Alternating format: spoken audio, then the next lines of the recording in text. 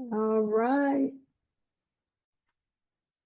Hello, everyone. Thank you so much for joining our webinar today. Happy to have you here. Um, my name is Tammy Glover Fowler. I am the Legal and Compliance Director for Contact Center Compliance. Just a bit about ourselves. We have a whole suite of compliance tools, cloud-based compliance tools to help you comply with TCPA. To name a few, we have the DNC Scrub, R&D, Litigator Scrub. We offer caller ID remediation, and we have a compliance guide that provides you with all of the regulations at the federal level and the state level so that you can comply with TCPA. Let me introduce you to my guest today, Kellie Bubeck. She is a friend, she is a colleague, she's an attorney. She has her own law firm, Bubeck Law. She's been in this space for over a decade. She's also a litigator. She has clients that she services all over the country, internationally as well. And she has also taken her clients and defended them in front of the FCC, FTC, and state regulators. So, Kellie, good morning, good afternoon.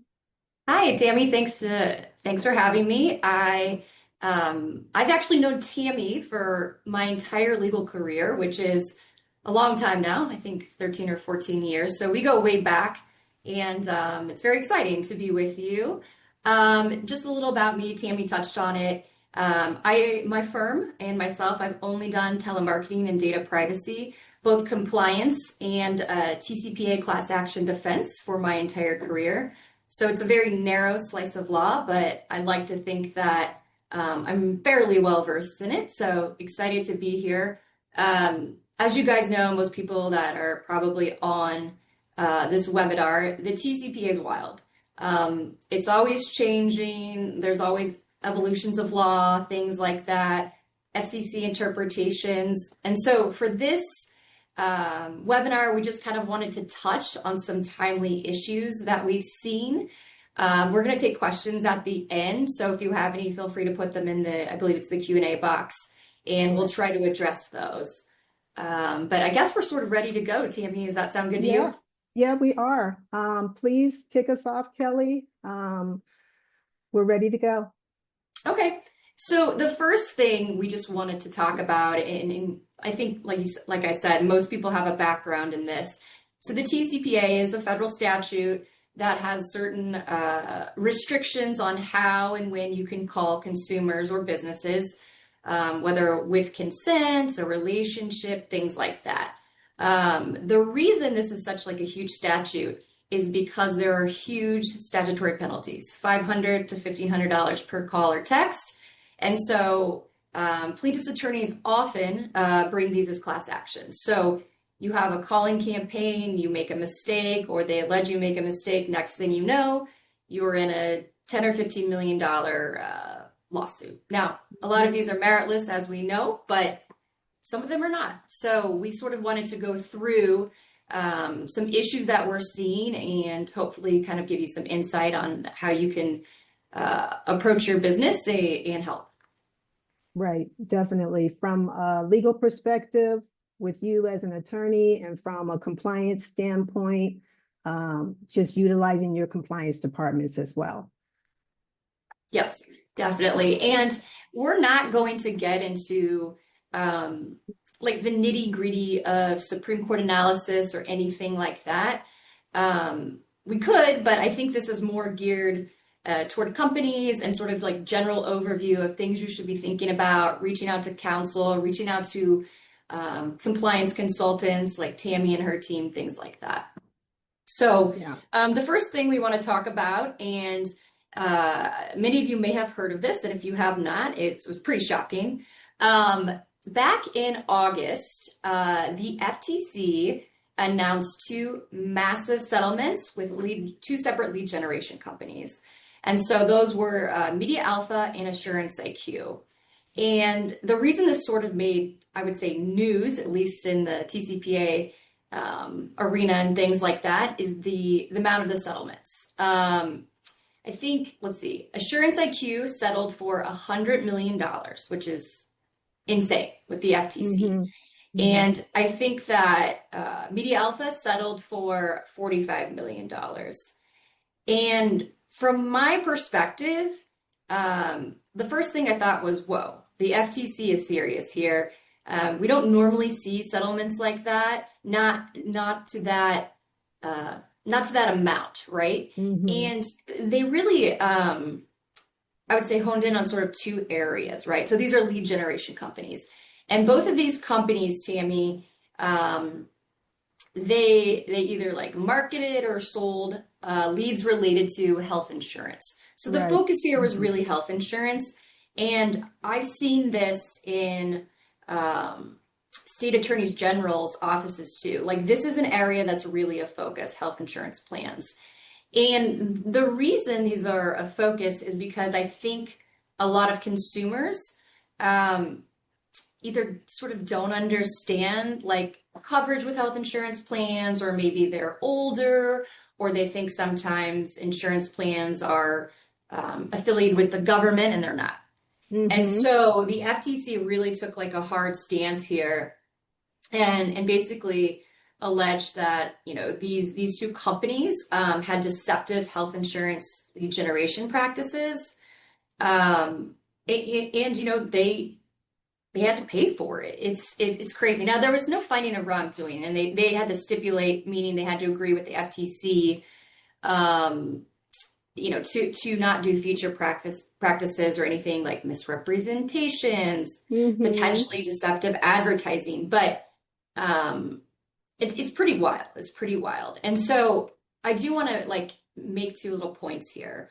And I think the first one is what these cases really show us, is like I said, one, the FTC is serious. Mm-hmm. They're I would expect them to continue to investigate companies who have similar business practices. So compliance is very, very important. Not only do you need to make sure that you don't mislead, uh, your agents don't mislead people if you're making outbound calls and things like that, but your affiliates aren't doing it either. And so, you really need to vet your vendors, because if they do something wrong, and the FTC investigates them, you may be next, right? Mm-hmm. So, not only do you need to look into what I would say is like, strong contracts that prohibit, violations of, applicable federal and Right. state law, but you really need to sort of monitor your vendors, whether that is, uh, reaching out regularly and saying, I need to look at your creatives, or I need to see some scripts or things Right. like that. But you've got to be really careful. And that was really for the Assurance IQ settlement. For the Media Alpha, theirs was a little bit different. The complaint really focused on paid search and their social media activities. Um, they allowed ads on their platform that uh, referenced, like, basically implied that they were affiliated with the government. And that's like Mm-hmm. a big no-no. You don't want any affiliations with the government if there's not. You don't want uh, to refer to any sort of like state health plans if you're not selling state health plans. Like that's a big area right now. So that really needs to be buttoned up. And have you had any lead generation companies or insurance companies reach out to you about stuff like this and how they can sort of work on their, outbound calls or anything like that? Yeah, we do service lead generation companies. Um, we take a proactive approach. I wouldn't say we had so many contact us afterwards, but prior to that, this is just to speak to this kind of activity. It's almost predatory, you know what I mean? And it's contacting a vulnerable community. So that's just another reason why there's such a crackdown on this. But we just really take a proactive approach to it. And also to add to what you could do, just to kind of make sure you're doing things right, I would do KYC as well, just the whole know your customer. I would, just make sure they're a business that's actually in a company that's actually in business and registered with the state, Secretary of State. I would do a legal case search on them, and like you said, take a look at their creatives. I would just have on a rotation just to go out and take a look at their website, see what they're doing, ask them to give us their creative so that we could review them. So just more of a proactive approach. Yeah, Absolutely. And I think, you know, I always say this, no one likes compliance, right? It's not fun, it's not exciting, it's none of those things. But you know what is exciting and cool? Saving yourself $5 million, dollars, or in this exactly. case, $100 million. So, yeah, you really need to be proactive. Um, and if you do, let's say you vetted all your vendors, you're doing a great job, you're only doing business with purchasing or selling leads with, reputable companies. But then you start to get like a couple consumer complaints, right? Or even on, the BBB's website, people are starting to complain more than normal. We know people always complain. Some are meritless. But if you're starting to get a lot of complaints and it's coming from one lead source, like you need to Hmm. investigate. And if they are doing something wrong, like they either need to, cure it or you need to cut them off. Yeah. Um, and, Don't and ignore find it. exactly and find another vendor because there's, this is a big space. So there's all sorts of companies. We've got great companies and other not so great companies. So that's really what I take away from this is like if you're in the health insurance space, lead generation space, FTC is paying attention. Hmm. And I know a number of states that are very active as well in this area. And they've seen these big FTC settlements. And now they're like, we should investigate this on the state level. And, anyone that's maybe purchased leads from these companies or done business, like you need to really make sure you're buttoned up. Hmm. I mean, we won't go into that whole one-to-one consent and how it didn't pass, but we won't raise that up again. But you should still be making sure that you have proper consent.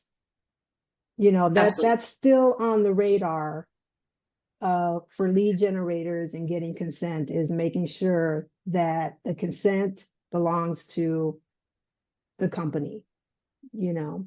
Absolutely. Absolutely. And, you know, consent is only good enough if you can prove it, right? So you can't just say, "Oh, I have Exactly. consent, but I don't have I deleted the records or we made some missteps with record keeping." Like you cannot do that. Your consent is only as No. good as your records. So that's also something like if you need help with, like reach out to, a legal compliance company like yourself or a legal counsel, but like that is important. So Yeah.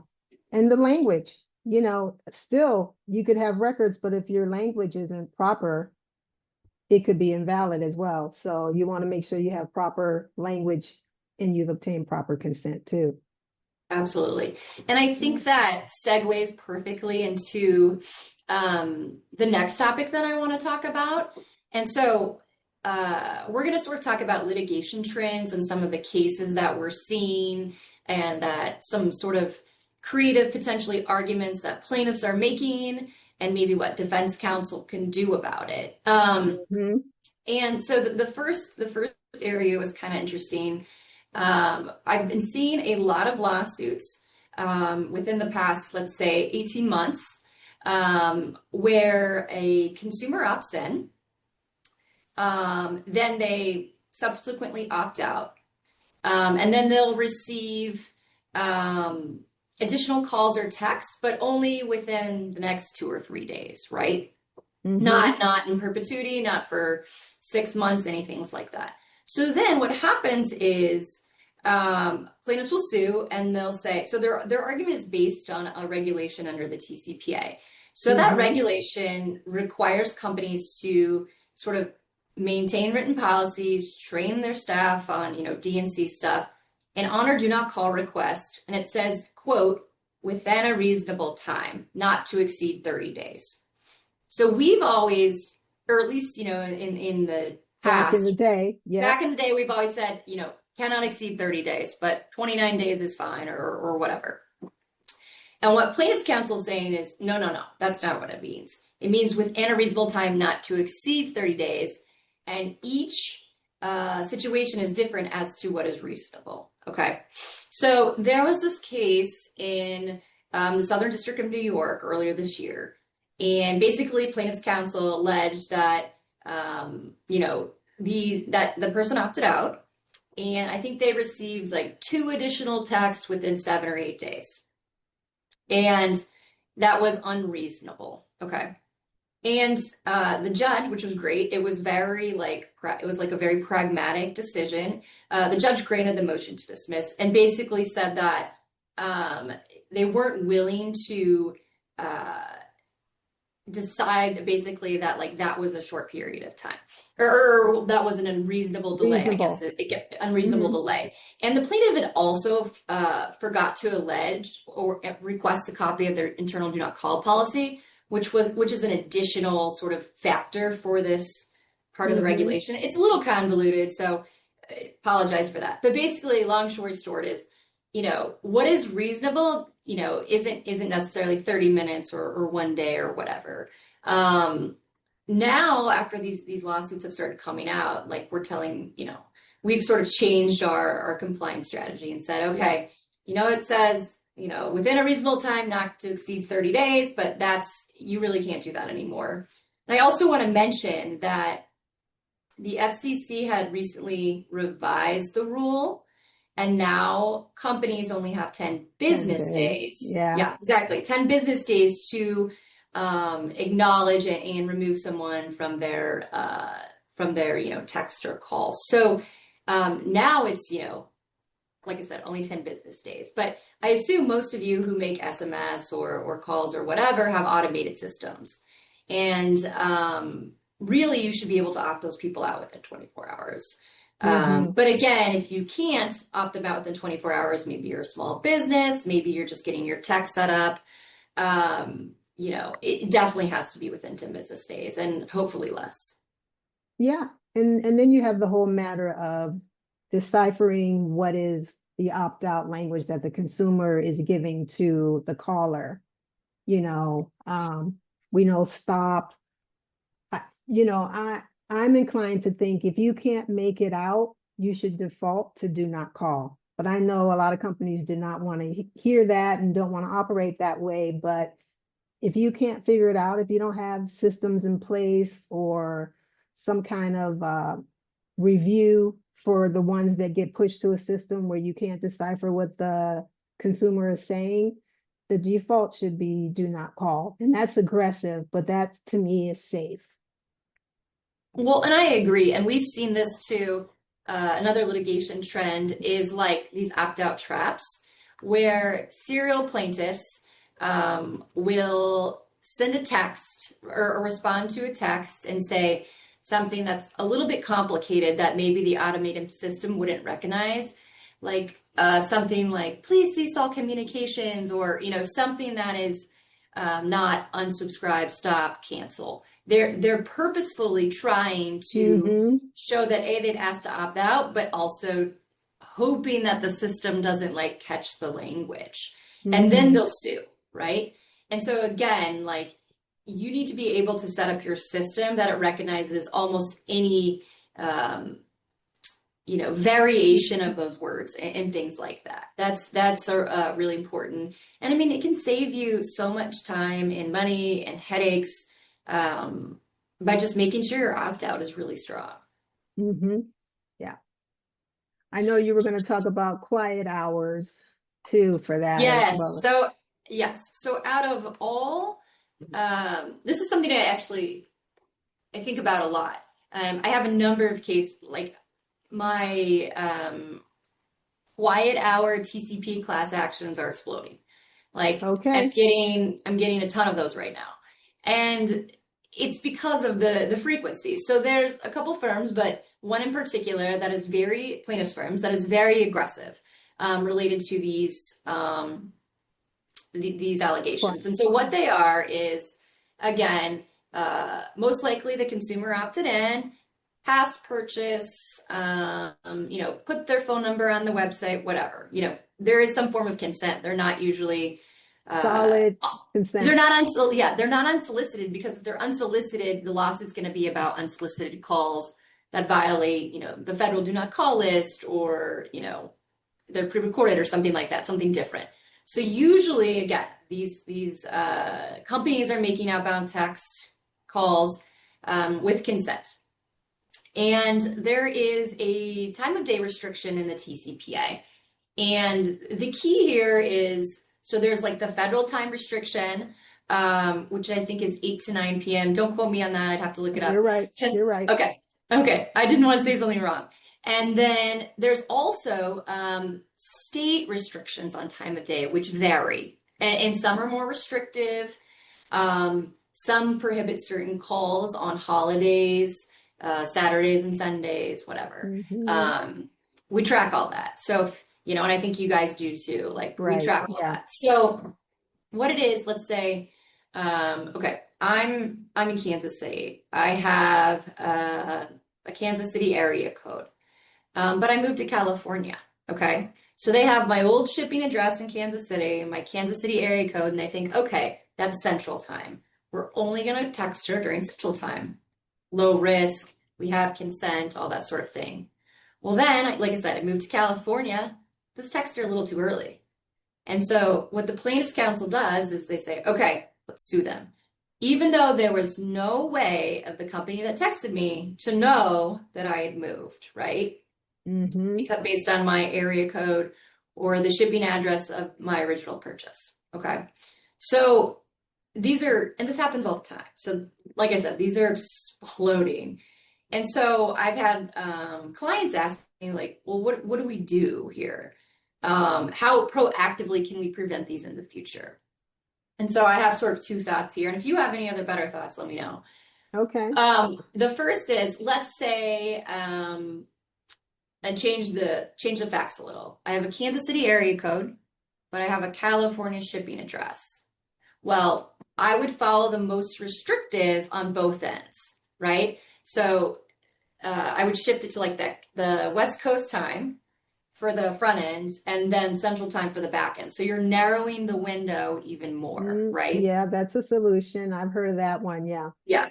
So that's one. Or the second one is, and I had a client mention this the other day, which this is very conservative. Just literally for any call, use West Coast time for the morning, nothing earlier than that, and then East Coast time for the evening. So then your window shrinks dramatically. But again, but here's the thing I want to point out here. Again, calling time restrictions, time of day restrictions, whatever you want to call them, only apply to unsolicited calls. Okay. So if you have, like I said, the consumer opted in, past purchase within that time frame, under federal law, it's 18 months, but states may have a shorter time frame.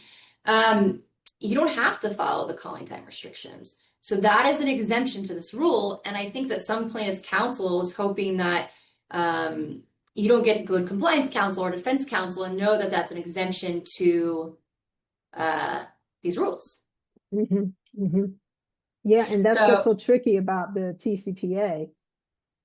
Back in the day, Kelly, we would rely on either the zip code or the area code. Most companies, zip code, that's what you go by. And most companies were afraid to do that, to use the consent to call outside of the allowable calling times. That wasn't considered consent back in the day, So yeah, things have changed. Yeah. And it's just, and I will say, I tell this to people a lot. Just because something is legal doesn't mean you should also do it. So, like I said, if, call within the calling hours, but let's say you have an EBR consent. That doesn't mean you should be texting people at 2 a.m. just because it's going to tick people off, right? Right. You want, in my mind, when you're, building a business and working at like customer outreach and things like that, you want them to be responsive and like your company. And that means doing things that aren't going to irritate them. So even if you do have consent or an established business relationship, like I said, don't text them at 5 a.m. don't text them at, 10 p.m. Right. or, 9 a.m. on Sunday, maybe they're in church or, whatever. So those are just sort of things to keep in mind. Best Um, practices. Those are best practices. oh my gosh, lots of questions. Okay, we'll address those Yeah. at the end. Um, Okay. Let's let's see. What else were we going to talk about? we got let's Oh, see. okay. Here's a good one. We were going to talk about, and again, I'm not going to get into the nitty gritty. You guys probably don't care. If you do, well, call me. We can chat about it. But Right. um, there was a big Supreme Court case this summer. It's called McLaughlin versus McKesson. McKesson, I think I said that right. Mm-hmm. And basically, like I said, I'm not going to get into like the legal nuances, but previously, uh, district court judges were required to defer to the FCC's interpretation of the TCPA. So the FCC is the Federal Communications Commission. They're the federal agency. So they had the ability to interpret, like I said, the federal statutes, TCPA, things like that. And then district court judges had to defer to their reasoning. So this kind of permitted um, a nationwide sort of Mm-hmm. most district courts agreed on most issues interpreting Right. TCPA stuff. So, for example, the FCC has previously ruled that texts are considered calls. So, anytime in the TCPA you see references to calls, texts fall under the same thing, or at least they did. Okay, and that's because district court judges looked to the FCC, and the FCC said, "Yep, texts are calls." Right. However, when the TCPA passed in 1991, there's no reference to text because people weren't texting, or at least, I mean, this is before my time practicing law. So, to my knowledge, no one's texting in 1991. Maybe a couple people, but so basically, this case, what it says is no longer do district courts have to follow the FCC's interpretation of the TCPA. So what that means is now we have all these new arguments that, for example, text aren't calls. Well, if we can make the argument that text aren't calls under the TCPA, does that mean the federal do not call list doesn't apply to unsolicited text? Does that mean you don't need consent? There's lots of It can things go there. on and on.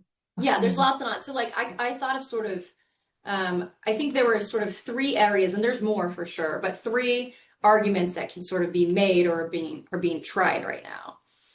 And so like the first one I want to talk about, like I said, is a text always a call? And we've Mm-hmm. had multiple courts, one in Northern District of Florida, uh, that said texts aren't calls such that the federal do not call list doesn't apply. And what the judge said was, he gave this example. He said, if your friend says, I'm going to call you, they're not going to text you. Because if they're going to text you, they're going to say, I'll text you. And so he said it was like the plain meaning of the words, right?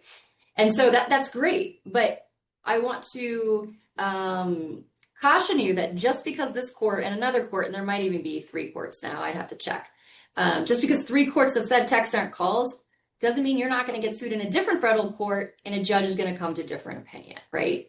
Right. So what we're going to see here is a patchwork quilt of different rulings all over the different circuits and district courts. So as of now, I still advise text circles. Don't Same. try to be on the cutting edge. If you're Same. if you're sued and you made text, yeah, have your counsel make that argument, but don't rely on that argument for your compliance. Exactly. Exactly. Same, Kelly. I mean, yes, we have the different courts making their own decisions, but that doesn't mean that all of a sudden the FCC is wrong. Their interpretation is wrong. It means they don't have to defer to it, but it doesn't mean all of a sudden it's wrong. And it's a 100%. gamble. It's a gamble to do that. You're totally right. I mean, exactly. Just because they don't have to defer to it doesn't mean they're not going to interpret it the same way. Mhm. and we'll see it go the other way, I guarantee you. So I would not change your compliance strategies based on these rulings. Again, it's good if you're sued. It helps your case. Potentially, it's a good argument to make, and you should be making that argument, but it's not an argument to be relied on. Right. There's a couple other that I want to talk about that this ruling might change how courts interpret the statute. So under the TCPA, the statute refers to residential telephone subscribers, okay? And that was because back in the day, we didn't have cell phones. Right. We had our home phone, residential in the home, and the whole point of the TCPA was to protect the privacy of the home from commercial Mm-hmm. solicitations, things like that. So, for the past, I don't know how many years, it's been very clear that cell phones are still considered residential, or owners of cell phones are still considered residential telephone subscribers.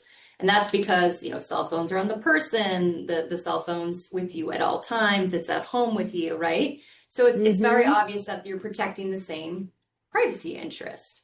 But Exactly. now some defense counsel saying, wait a minute, like residential implies, truly the home phone. And we're going to argue that cell phones aren't actually residential telephones, right? And this has been rejected so far. So this hasn't Good. had as much success as the text versus calls, right? There was a case in the Northern District of Georgia in August, and the judge ruled that it was really how you use the phone and not uh, it Where wasn't so it's much the tech, located.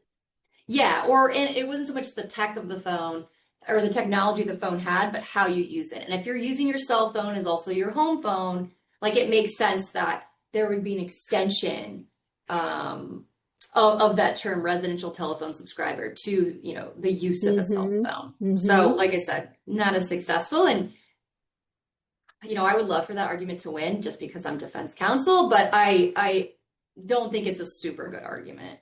Right. Maybe there'll be a better extension of that. Another one I want to talk about is so there's a couple areas in the TCPA where they talk about it's a entity that initiates the call or quote makes the call. Okay. Mm-hmm. So Mm-hmm. what we've been seeing right now and for years is vicarious liability arguments. And so vicarious liability is, for example, where let's say you hire a third party to make outbound calls to pre-screen for insurance. Okay. They Mm-hmm. pre-screen the individual. The person probably opted online. They had prior express written consent to call. They get the person on the phone. The person reaffirms, yes, I'd like to receive and be transferred for insurance, right? Right. So they make Right. that warm transfer to the ultimate party, the insurance company. Then, you know, uh, let's just say, the call ends, whatever. The consumer goes back and says, you know what? I actually never gave consent. That wasn't me that opted in on that website. And not only am I going to sue the company that called me, I'm going to sue the ultimate company who received that warm transfer. So vicarious liability for Mm-hmm. being liable for the acts of other parties.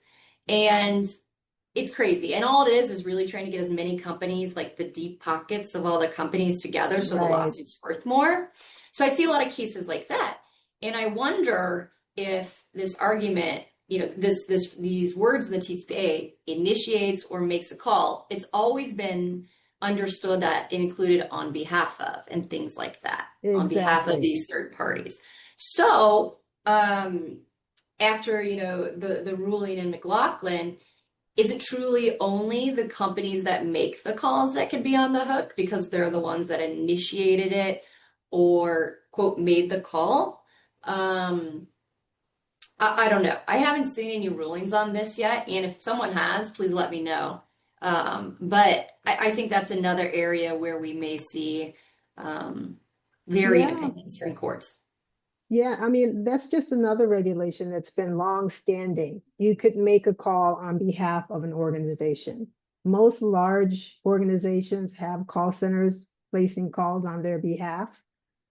And you you're required to make that known in some cases, depending on whether you're doing nonprofit or commercial. You're required to make it known that you are calling on behalf of a company, and you must list who you are as well.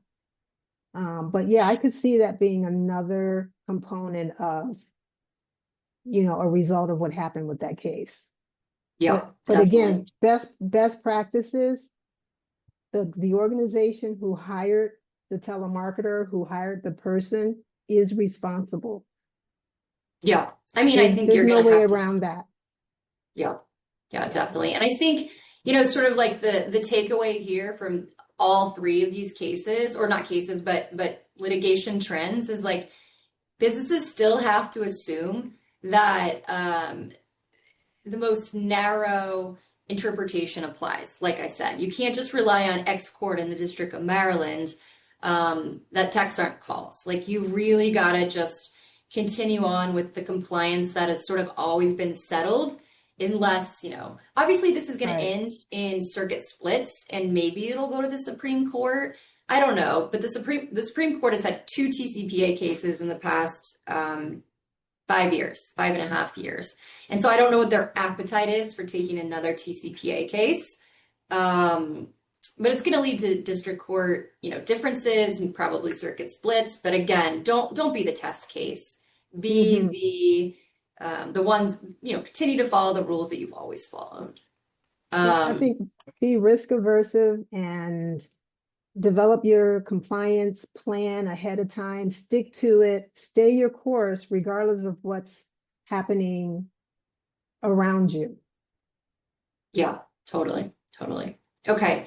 So I think we have like another, well, actually we're moving Yeah, pretty fast, which is probably good because I see a lot of questions. questions. Um, but our sort of last topic that we wanted to touch on was like basically, you know, hindsight's 2020, right? But if you've never been sued or you have been sued or you're worried about being sued, like compliance is the most important thing. Like, and I said this at the very beginning of the call and I'll say it again, like you can save yourself millions of dollars, headaches, sleepless nights, just by putting in the work up front. um Hmm. and I think that, if, and there's a lot of like, tons of little subcategories of things that, I would advise you to do and contact center compliance would advise you to do and things like that.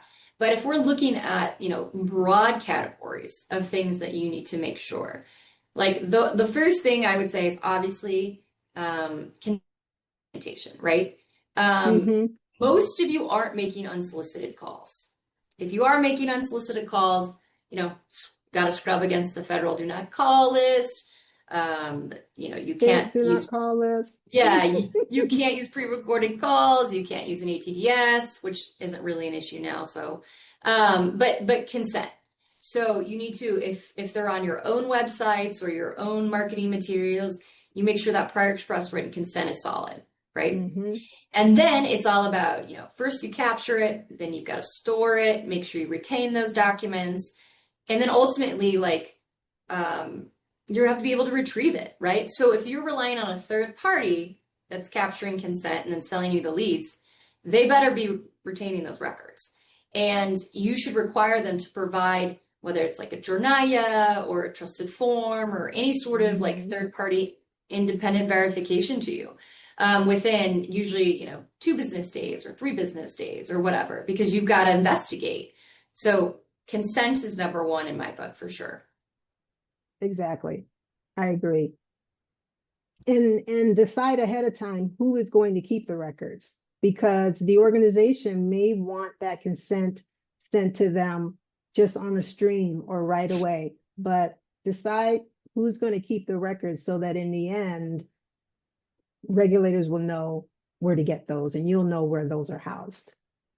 Yeah, and that should certainly be in your agreement with any uh, lead vendor or third party, like whose Hmm. responsibility it is. This is not an area of law where you just want to just shake hands and have a firm agreement. Like you need these things documented for sure. Um, Exactly. the second is, and this goes back to the Media Alpha and Assurance IQ cases, vendor oversight. you need to make sure, again, like whoever you're contracting with, they're following, uh, FCC, FTC, the TCPA, the TSR, all that sort of stuff.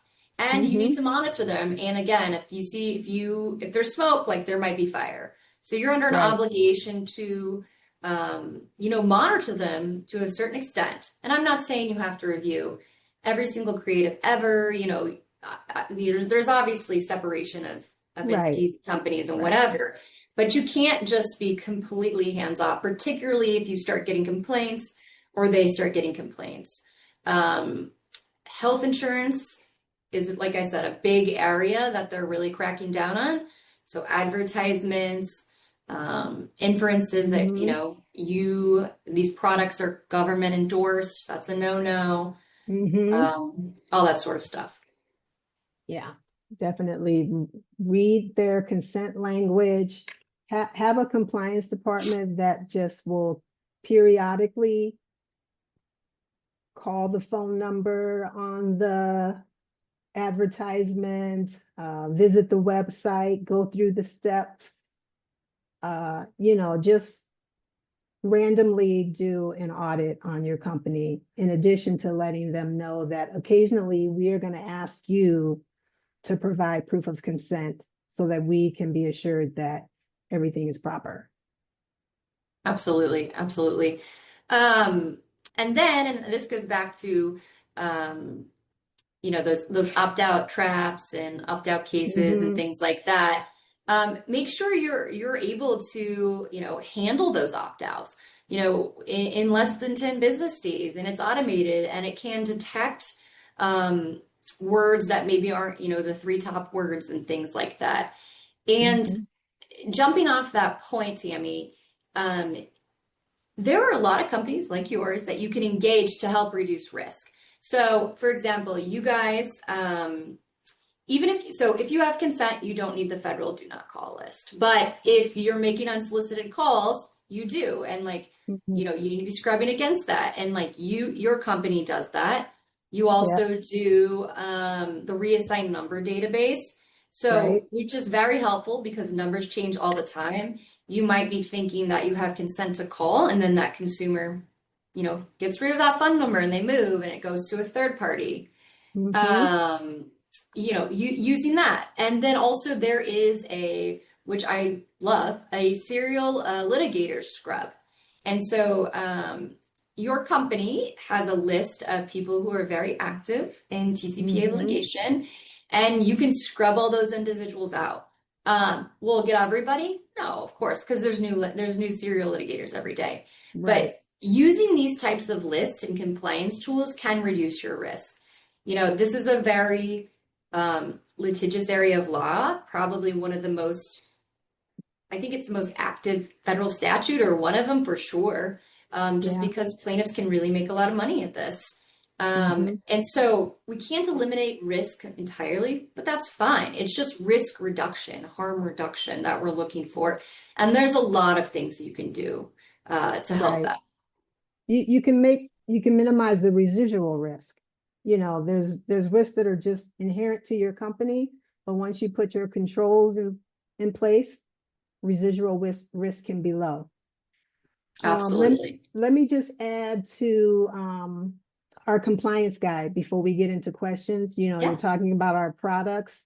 I Yeah. mean, Kellie, back in the day when we worked together, I would reach out to your law firm for updates on specific state rules, different categories of TCPA. So we have the compliance guide that has all of that information in one place.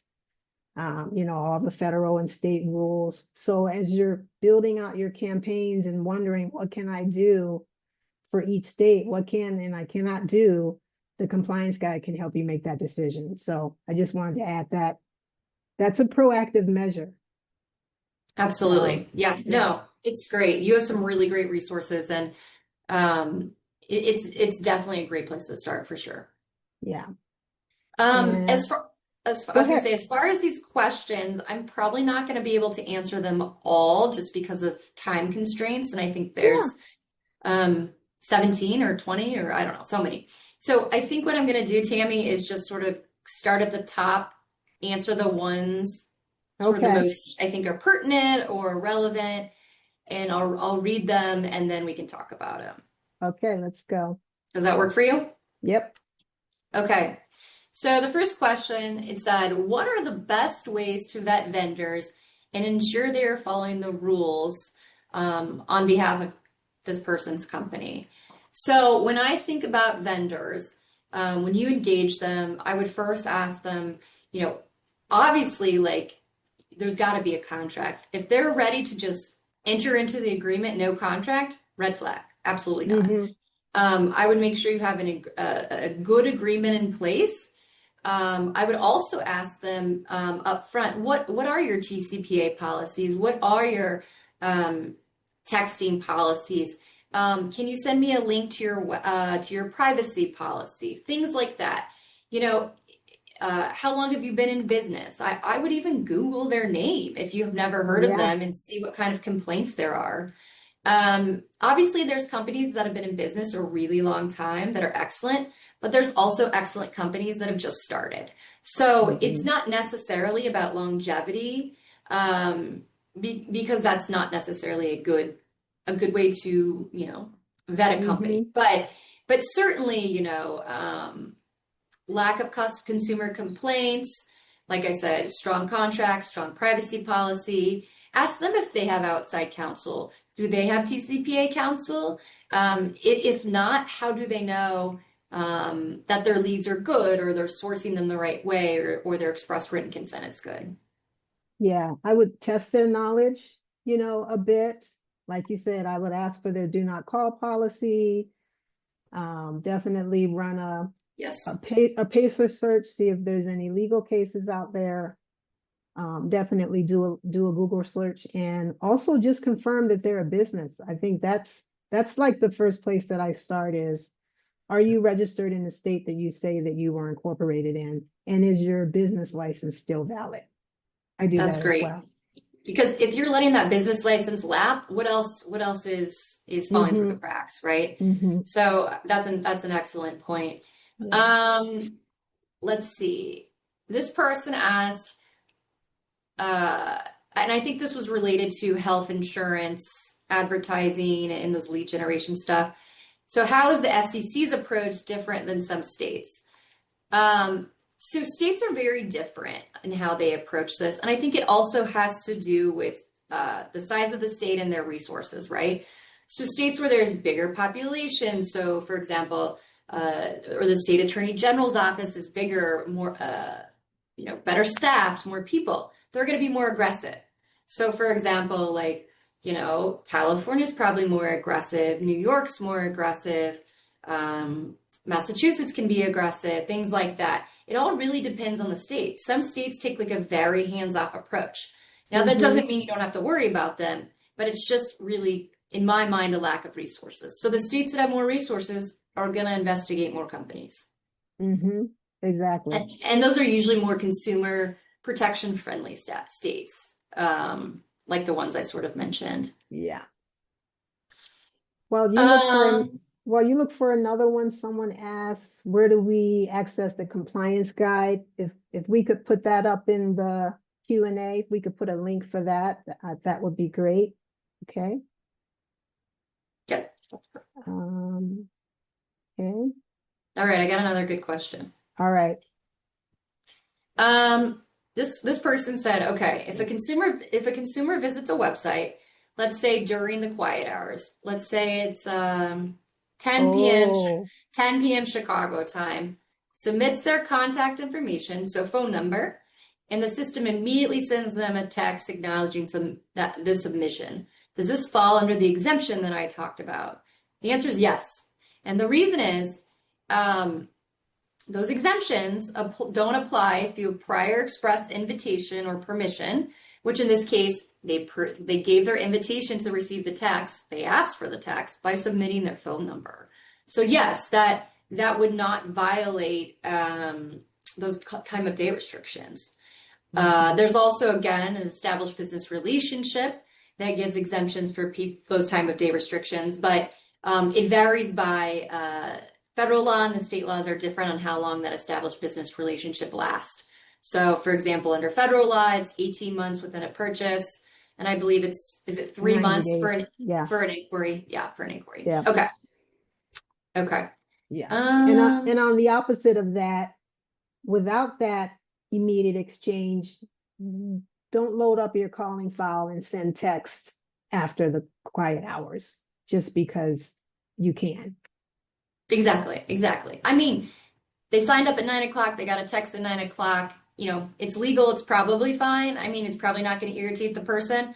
But like if you Hmm. could set it up such that they receive the confirmation text maybe the next day during Hmm. appropriate hours, better, better. Hmm. Someone asked, and this we didn't touch on this on the uh Okay. in our presentation, but I think it's an important point. So someone asked, what are the rules pertaining to leaving a voicemail? And people get tripped up on this all the time. If you leave a recorded voicemail, it is the same, Trigger. like ringless voicemail. People always use ringless voicemail.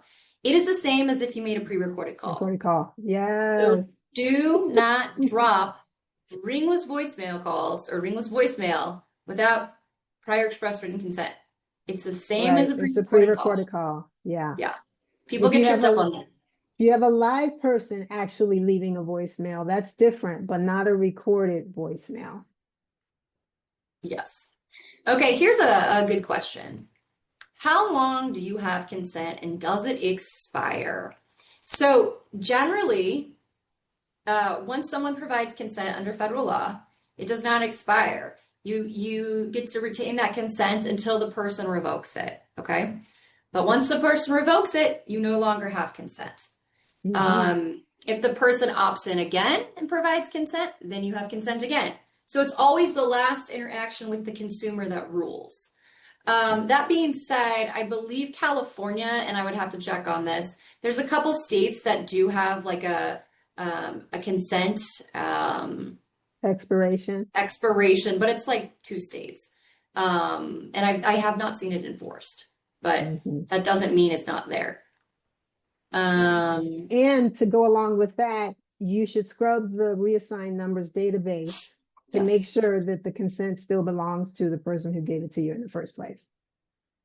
Yes, absolutely. That's reassign number database is great. Very expensive, but it's very helpful and it could save you a lot of money in the long run. Someone asked, and this is easy to answer because it's a short answer. Talking about time of day restrictions previously, and I hit on the fact that some states um, also have restrictions on certain federal holidays, state holidays, things like that. But again, those are only for unsolicited marketing calls, not if you have consent or whatever. So this person asked, do any states restrict calls if they're under a state of emergency? And the answer is yes, they do. And Hmm. there's a blog, I just did a blog post on this. Um, and it's there's a couple states, but again, it's only related to calls that are unsolicited. So if you have consent or some sort of past relationship, that would not apply to you. However, if there's a hurricane, I probably wouldn't call about trying to sell something. That's just a personal Right. opinion. They're probably going to be Right. annoyed and trying to like save their cell phone battery or whatever. So, Yeah. um, Your I go ahead. your call center should be in the habit of watching for emergency situations and just having something in place where you shut down calling for states that are having a state of emergency without even being tied to being alerted of it. You should be in the practice of doing that. Absolutely. I think we have time for one more question and then we can sort Okay. of wrap it up. Someone asked me, do you think cold calling is dead? Um, yes and no. So I say the issue with cold calling is even if you're making live calls, so you don't have to worry about the pre-recorded restrictions or anything like that, you have to scrub against the federal do not call list and the state do not call list. And Tammy, you might be able to speak to this. What percent of Americans are on those lists? Is it like 70%? Is it, I don't want to do you misspeak on remember? that. I haven't checked that lately. Okay. but Well, yeah, it's a high number. I know it's yeah, a large percentage of the population. So you're going to be yeah, scrubbing out a lot of people. exactly. Um, That's the point. yeah. So it's not dead. It's just your pool of people you can call is much smaller. Yeah. Um, I think can I think texting is becoming much more popular.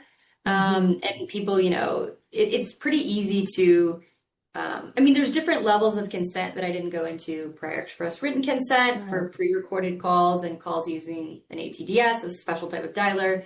And then there's lower forms of consent if you don't use those two types of calls. And that's just a consumer providing their telephone number to you and not making instructions to the contrary. So I see a lot more opt-ins, a lot more text to people, with there's some sort of relationship, I think.